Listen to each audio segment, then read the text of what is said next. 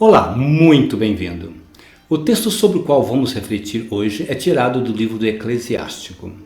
Trata-se de conselhos de sabedoria que um sábio judeu que viveu por volta do ano 250 antes da Era Comum ou antes de Cristo, deu aos jovens em relação ao tratamento que eles deveriam dispensar aos seus pais.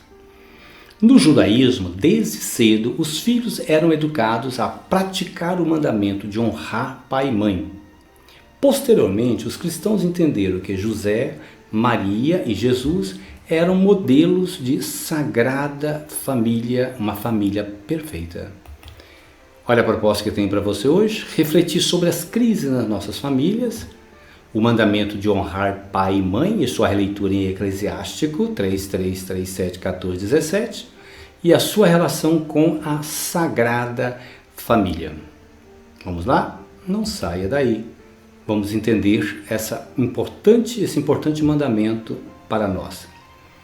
Em nossos tempos, começo dizendo, as famílias passam por um momento de muita crise. Novos modelos de família surgem e nós devemos respeitar. Nesse contexto, ousamos ainda perguntar: qual o significado da atualidade do mandamento de honrar pai e mãe? E também, em que a Sagrada Família de Nazaré nos ajuda a superar esta crise. Então, esta é a nossa proposta. Vamos lá.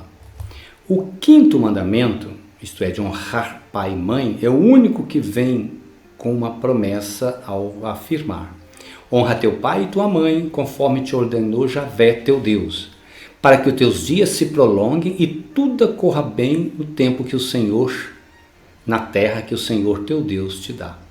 Deuteronômio 5,16. O quarto mandamento, que é guardar o sábado, já se havia referido ao pai como figura de autoridade sobre os filhos, responsável pela casa e pelo cumprimento do sábado como de dia de descanso obrigatório para todas as pessoas e animais. Esses dois mandamentos, o de guardar o sábado e de honrar pai e mãe, são centrais no Decálogo, que está em Deuteronômio 5, 6 a 21. Quem os cumpre, cumpre todos os mandamentos. Eles são os únicos mandamentos escritos de forma positiva no Decálogo.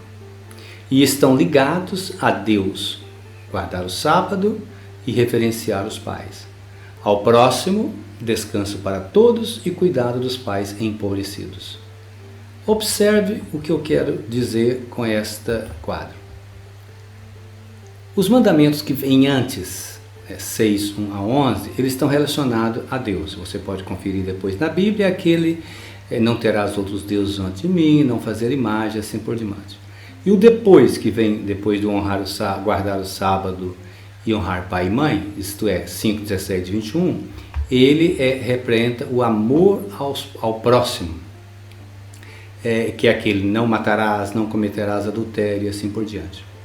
Estes estão relacionados com os mandamentos dos sábados e do honrar pai e mãe. Eles são negativos, todos eles começam com um não.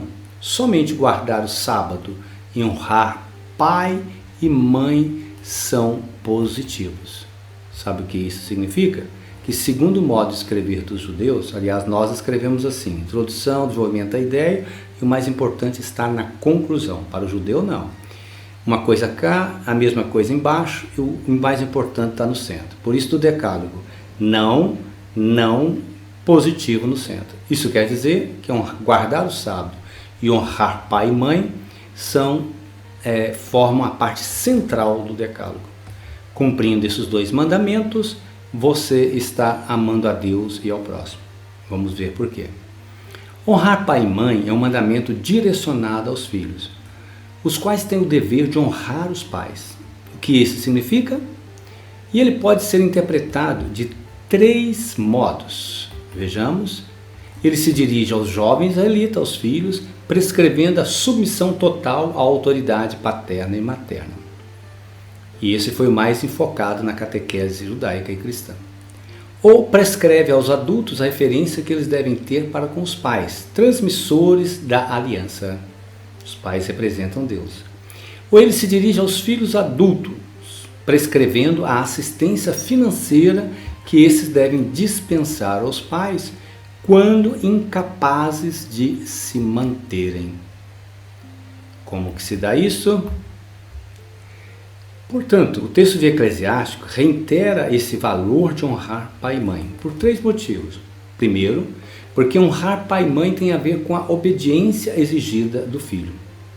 O Código Deuteronômico 12 a 26 previa que o filho rebelde deveria morrer apedrejado na porta da cidade. Deuteronômio 21, 18 a 21. Imagina se isso fosse aplicado hoje, hein?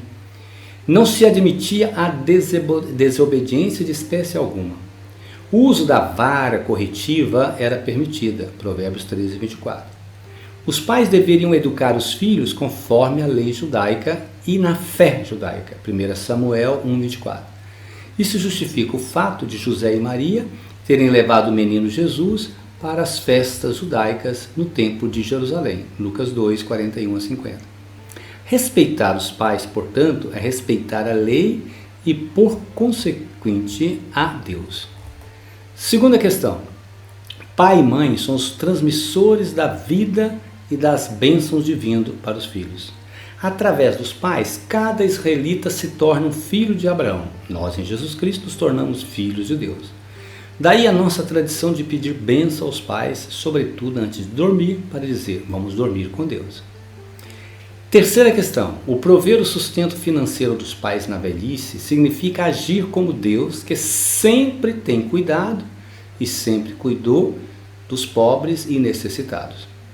O idoso, depois de uma vida de dedicação aos filhos, merece respeito e assistência financeira dos filhos. Assim como o filho que um dia foi pobre e necessitado de um colo materno e paterno para sobreviver, agora o idoso merece respeito e dignidade.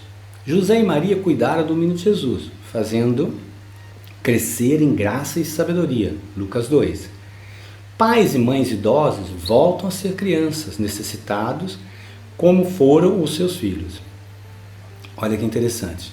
Jesus, no momento de sua morte na cruz, demonstrou ser um filho judeu exemplar, ao pedir a João que cuidasse da sua mãe. João 19. E segundo a tradição, João levou Maria para Éfeso e lá cuidou dela. A sabedoria de Eclesiástico é confirmada nos conselhos dados aos filhos. Qual? Filho, cuida de teu pai na velhice, não o desgostes em vida. Mesmo que esteja perdendo a lucidez, não menospreze. Tu que estás em pleno vigor. Olha que conselho de sabedoria maravilhoso. Eclesiástico 3 enumera as vantagens prometidas para os filhos que honrarem pai e mãe. Eles serão atendidos na oração diária, ajuntarão tesouros, terão alegria em seus próprios filhos, terão vida longa, serão abençoados, serão lembrados no dia do sofrimento e, por fim, terão os seus pecados perdoados. Atualizando, em nossos dias é lamentável ver como as relações familiares estão abaladas pelas divisões causadas por brigas, divisões, disputa por herança, de poder, etc. Raras são as famílias nas quais não há briga por herança. Morrem os pais, a família desintegra. Acrescente-se a isto a realidade de que, na frenética vida moderna, as relações fraternas, de comer junto, do apoio mútuo, estão esquecidas nos núcleos familiares. Há muitas feridas abertas nas relações familiares que não cicatrizam por falta de diálogo. Há filhos que levam seus pais para um asilo ou casas de repouso, e aí os abandonam até que a morte os leve. Filhos abastados não aceitam prover o sustento de pais empobrecidos.